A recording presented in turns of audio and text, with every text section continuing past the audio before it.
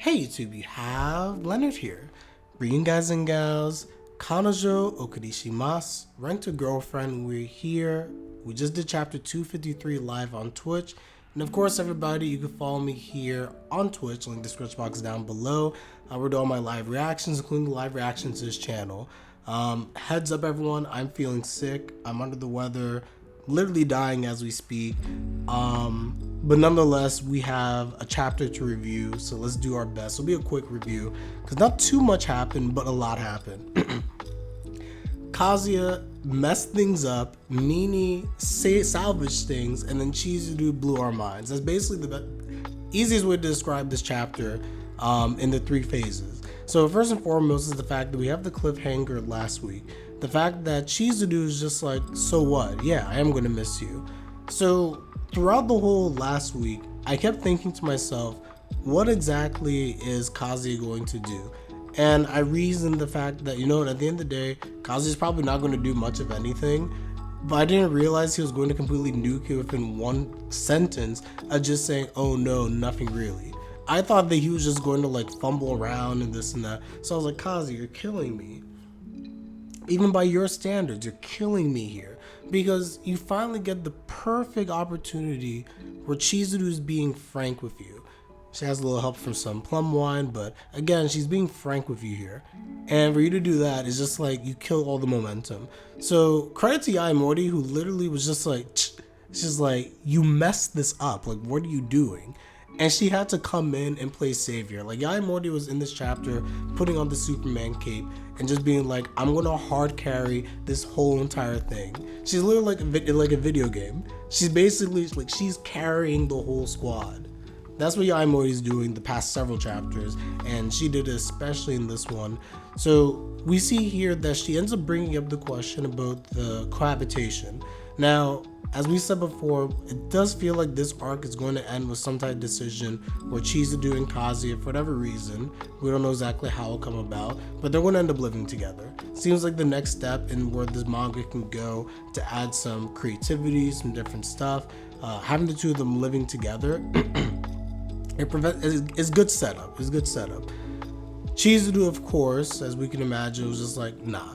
She chugs ice water. She's just like, nope, back to my normal rational self. I'm not doing that. That makes no sense. Man and woman living together, what do we have to gain out of that? That has nothing to do with this whole investigation. It doesn't benefit things. And I was like, not entirely wrong. And even YAEMORI is just like, well, can't say I didn't try. And Kaz just like, yeah, of course.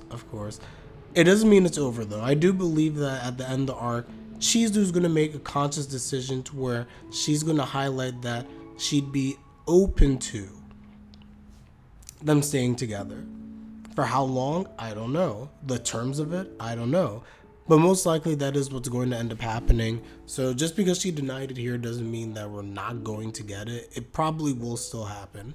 Now, specifically with Kazuya, I feel so bad, but at the same time I really don't. But it's just like, they bring up all these different stuff about like, oh, he wants to be with you and blah blah blah, and they're just going back and forth, and you get to the point where Kazuya, he's like literally hearing the rejection growing in Chizuru's voice. He's melting away. He's just like, please stop the pain. He's just chugging alcohol, and I'm just like, this man is dying.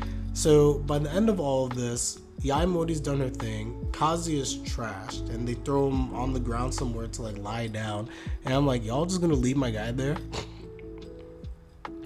But now the good stuff. YAEMORI and Chizuru have a conversation. Excuse me, guys.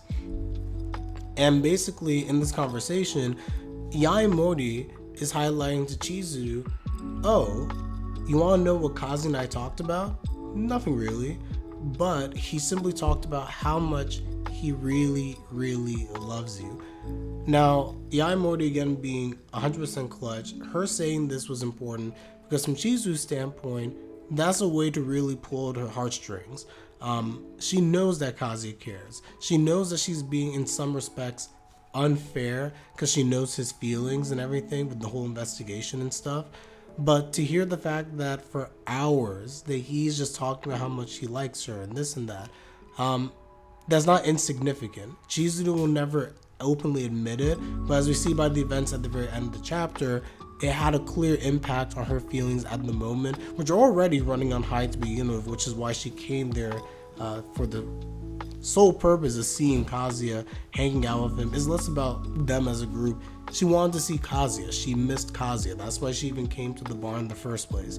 So YAEMORI, good job dropping that in there. And I love how she kind of just like, well, on that note, I'm going to run off. But I like the fact that you've gone from "it's not going to happen" to basically, let me see if I can find exactly what she said here.